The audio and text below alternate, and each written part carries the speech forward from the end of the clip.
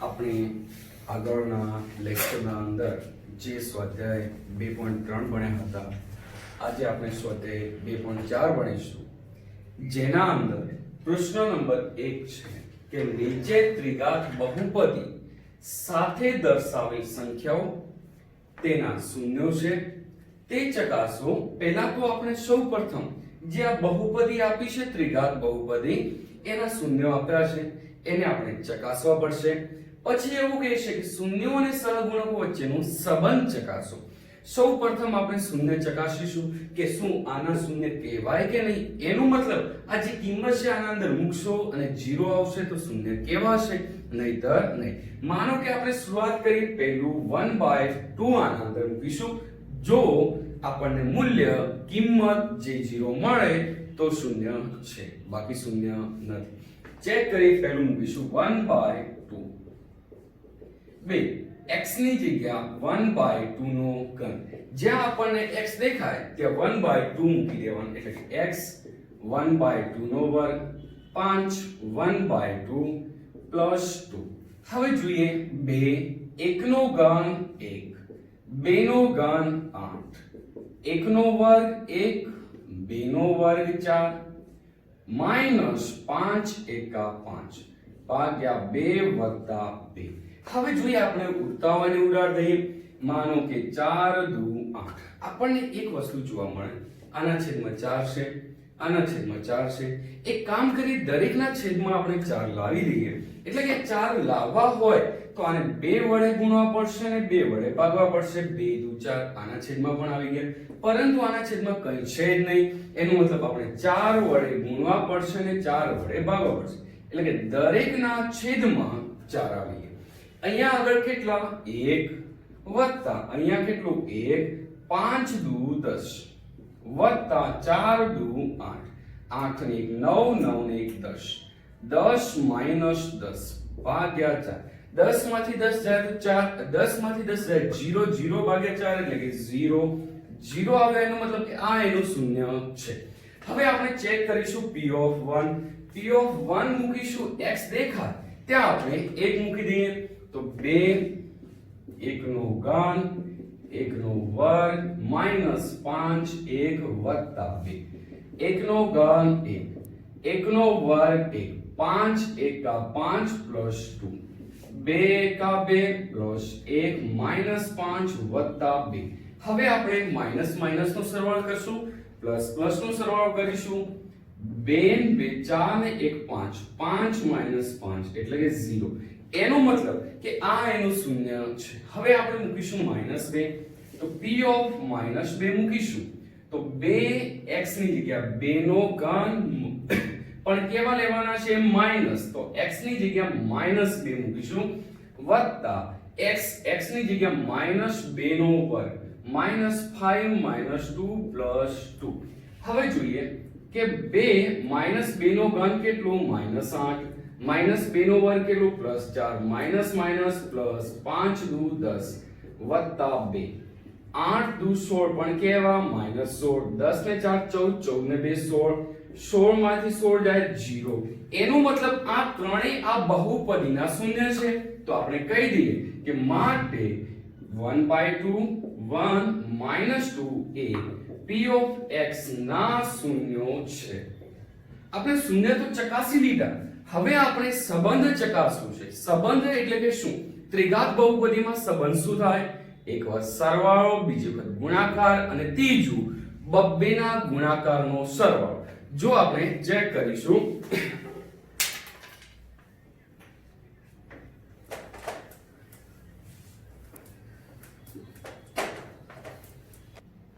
હવે આપણે સહગુણકો વચ્ચેનો સંબંધ ચકાસી લઈએ. માનો કે આને આલ્ફા કહી દઈએ, પહેલાને આલ્ફા બરાબર 1/2, આને આપણે બીટા કહી દઈએ, બીટા બરાબર 1 અને ગેમા બરાબર -2.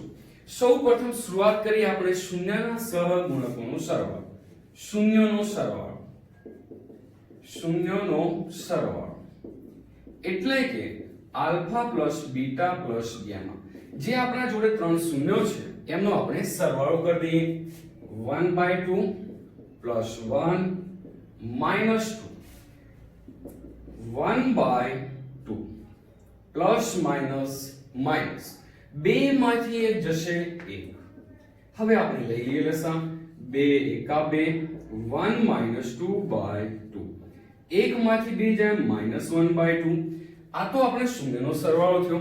હવે આપણે શૂન્ય સાથે પણ સરખાઈ દઈએ. જે આપણે લખીશું શૂન્યનો સરવાળો સૂત્રની મદદથી. શૂન્યનો સરવાળો જે સૂત્ર છે -b/a. હવે આપણો પ્રશ્ન એ થાય a શું લેવું b શું લેવું c. તો આપણે આના સાથે સરખાઈ દઈએ. ax નો ઘન bx નો વર્ગ વત્તા cx વત્તા d. આના ઉપરથી કહી શકાય a બરાબર કેટલા 2, b બરાબર કેટલું 1, c બરાબર -5 અને d બરાબર 2. તો આપણે અહીંયા આગળ કિંમત મૂકી દઈશું. b બરાબર કેટલું 1, a બરાબર કેટલું 2. બંને જવાબ કેવા સમાન. હવે આપણે વાત કરીશું શૂન્યનો ગુણાકાર. તો જે શૂન્યો છે એમનો આપણે ગુણાકાર કરશું. શૂન્યનો ગુણાકાર એટલે કે alpha dot beta dot gamma. Alpha કેટલું 1/2 ગુણ્યા 1 ગુણ્યા -2 2 કેન્સલ 1 એકા 1 પણ કેવું માઈનસ છે. હવે આપણે સૂત્રની મદદથી મેળવી દઈએ. શૂન્યનો ગુણાકાર બરાબર -d/a. -d કેટલું આપેલું છે અહીંયા 2, a કેટલું છે 2, 2 એકા 2 કેટલું આવશે -1. હવે આપણે સૂત્રને આધીન મેળવી દઈએ. મેળવી દીધું. હવે ત્રીજો પ્રશ્ન કે બબ્બેના ગુણાકારનો સરવાળો. બબ્બેના ગુણાકારનો સરવાળો કરી દઈએ. શૂન્યનો બબ્બેના ગુણાકારનો સરવાળો જે બે શૂન્ય આવે છે એમનું પહેલું લઈએ 1/2 અને 1 1/2 ગુણ્યા 1. હવે લઈશું 1 ગુણ્યા -2 પછી લઈશું -2 ગુણ્યા 1/2. અહીંયા આગળ 1 એકા 1 1/2 પ્લસ માઇનસ માઇનસ 2 એકા 2 plus minus minus 2 2 cancel 1 1/2 minus minus plus 2 ને 1 3. હવે આપણે લસા લઈ લઈશું. આના સાથે 3 દુ 6 1 - 6/2 એટલે -5/2 જે આપણું -5/2. હવે આપણે ગુણાકારનું સૂત્ર વાપરીશું બબ્બેના કે alpha beta beta gamma gamma alpha. સૂત્ર છે આપણું c/a. c કેટલું આપેલું છે -5, a કેટલું 2. આ બંને પણ જવાબ સાચો. એનો મતલબ આપણો દાખલો પૂરો. હવે ફરીથી આપણે બીજો એક્ઝામ્પલ જોઈશું. જે એક્ઝામ્પલ એવું છે p of x બરાબર x નો ઘન -4x² પ્લસ 5x - 2 2 1 1. આપણા જોડે ત્રણ શૂન્ય આપેલા છે. એ ચકાસવું છે કે શું આ એના શૂન્યો છે કે નહીં. તો આપણે આ ત્રણેય કિંમત આના અંદર મૂકીશું. જવાબ 0 આવે તો શૂન્ય છે, નહીતર નથી. સૌપ્રથમ આપણે 2 મૂકીએ તો p of 2 બરાબર એટલે કે 2 નો ઘન 4 2 નો વર્ગ 5 2 - 2 2 નો ઘન 8 4 અને 2 નો વર્ગ 4 વત્તા 5 દુ 10 -2 8 ચોકુ ચોકુ 16 વત્તા 10 -2. હવે પ્લસ પ્લસ નો સરવાળો કરી દઈએ માઈનસ માઈનસ નો. તો 8 અને 10 18 -16 ને 2 18 18 માંથી 18 જશે 0. એનો મતલબ 2 આનું શૂન્ય છે. હવે આપણે ચેક કરીશું p of 1 એટલે p of 1 1 નો ઘન 4 1 નો વર્ગ વત્તા 5 1 -2. 1 નો ઘન કેટલો 1 1 નો વર્ગ કેટલો 1 5 એકા 5 -2 1 4 એકા 4 વત્તા 5 -2. હવે આપણે સરવાળો કરીશું. પ્લસ પ્લસ નો 5 ને 1 6 માઈનસ 4 ને 2 6 6 માંથી 6 જશે 0. એનો મતલબ આ એનું શૂન્ય છે. તો આ પણ એક પણ આનું શૂન્ય થવાનું છે. તો આપણે લખી દઈશું p of 1 બરાબર 0. તેથી 2 1 1 એ p of x ના શૂન્યો છે. શૂન્ય તો આપણે ચકાસી લીધા. હવે આપણે સહગુણકોનો સંબંધ ચકાસી. સંબંધ ફરી ત્રિઘાત બહુપદીની વાત કરી. સંબંધ જે આગળ આપણે ચર્ચા કરી ચૂક્યા છીએ. પહેલું સરવાળો, બીજું ગુણાકાર અને ત્રીજું બબ્બેના ગુણાકારનો સરવાળો. પહેલી શરૂઆત કરીએ. આપણે એક કામ કરીશું, એબીસી પહેલા કહી દઈએ એટલે આપણે ત્રિઘાત બહુપદીના પ્રમાણિત સ્વરૂપ સાથે સરખાઈ દઈએ. એટલે કે p of x બરાબર ax નો ઘન વત્તા bx નો વર્ગ વત્તા cx વત્તા d. a બરાબર કેટલા? 1, b બરાબર કેટલું? -4, c બરાબર કેટલું? 5 અને d બરાબર કેટલું? -2. આપણા જોડે ત્રણ શૂન્યો છે. પહેલાને કહી દઈએ આપણે આલ્ફા બરાબર 2, આને કહી દઈએ બીટા, બીટા બરાબર 1, આને કહી દઈએ ગેમા, ગેમા બરાબર 1. સૌપ્રથમ આપણે શરૂઆત કરીએ શૂન્યોનો સરવાળો. પહેલું જ લઈએ શૂન્યોનો સરવાળો. જે શૂન્યો ત્રણ છે આલ્ફા, બીટા, ગેમા, જેનો સરવાળો કરવું છે alpha plus beta plus gamma. Alpha 2, beta 1 વત્તા 1. 1 ને 1 2, 2 ને 2 4. આવ્યો જવાબ 4. હવે આપણે શરૂઆત કરીએ સૂત્રની મદદથી શૂન્યોનો સરવાળો. જે શૂન્યના સરવાળાનું સૂત્ર છે -b upon a. -b કેટલું? -4. a કેટલું છે? 1 માઈનસ માઈનસ પ્લસ 4 ભાગ્યા 1 એટલે 4. સરવાળો થઈ ગયો. હવે આપણે ગુણાકાર કરીશું. શૂન્યનો ગુણાકાર. શૂન્યનો ગુણાકાર. જે આપણા ત્રણ શૂન્ય આપ્યા છે એમનું આપણે ગુણાકાર કરીશું. 2 ગુણ્યા 1 ગુણ્યા 1. 2 એકા 2 અને 2 એકા 2 એટલે ગુણાકાર આવ્યો 2. હવે આપણે સૂત્રની મદદથી કરીશું શૂન્યનો ગુણાકાર. જે ગુણાકારનું સૂત્ર છે -d upon a. -d કેટલું આપ્યું છે? -2. a કેટલું? 1 માઈનસ માઈનસ પ્લસ 2. આ સૂત્રની મદદથી થઈ ગયું. હવે ત્રીજું ચકાસીશું શૂન્યના બબ્બેના ગુણાકારનો સરવાળો. બબ્બેના ગુણાકારનો સરવાળો જે છે પહેલું લઈએ શૂન્ય 2 ગુણ્યા 1 વત્તા 1 ગુણ્યા 1 વત્તા 1 ગુણ્યા 2. 2 એકા 2 વત્તા 1 એકા 1, 2 એકા 2, 2 ને 2 4 ને 1 5. 5 આવી ગયો. હવે સૂત્રની મદદથી ચેક કરી લઈશું. બબ્બેના